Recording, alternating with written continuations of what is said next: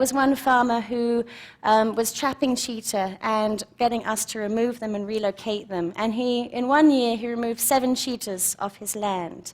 And we were able to show him that he had, the following year, we'd said to him, please let's try and keep the cheetahs on your land. Let's just put camera traps up and monitor them. And we were able to show that he had a large resident male. And that large resident male was keeping all of the other cheetahs away. The cheetahs were visiting these territorial marking posts called play trees. And the younger cheetahs, when they saw that the large territorial male was there, they were leaving and we wouldn't see them again. So his large territorial male, which wasn't actually causing him any problems, was keeping the younger cheetahs away. So it's a very powerful tool for getting farmers to understand better what they're living with. We also do care and rehabilitation of orphaned carnivores because we do have enclosures for cheetahs. We have been brought leopards and wild dogs and hyenas and orphan cheetahs, and as much as possible we work together with the Department of Wildlife to rehabilitate and release those animals back into the wild. And that's always a wonderful feeling when you're able to return an animal to its natural home.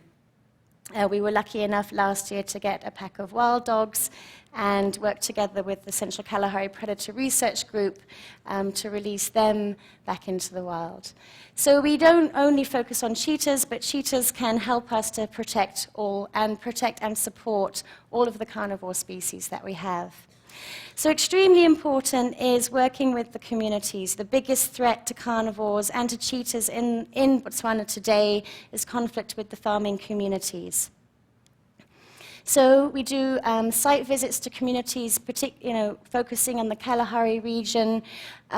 We go out and give out information on the most effective designs of kraals, how to train livestock guarding dogs, how to do the best herding strategies, and how to manage your rangelands for the best productivity, how to get the most fertility out of your livestock, and also how to prevent disease. So from being a wildlife biologist, I've ended up learning a lot about cows, which wasn't always my intention, but it's a necessary thing to do cheetah conservation.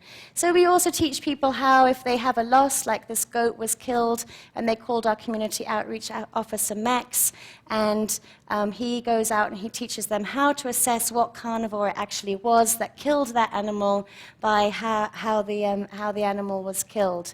And we give out a lot of materials, very visual materials that people can utilize to identify different predators and to better understand the animals that they're living with. So we also do, and this is one gentleman actually that was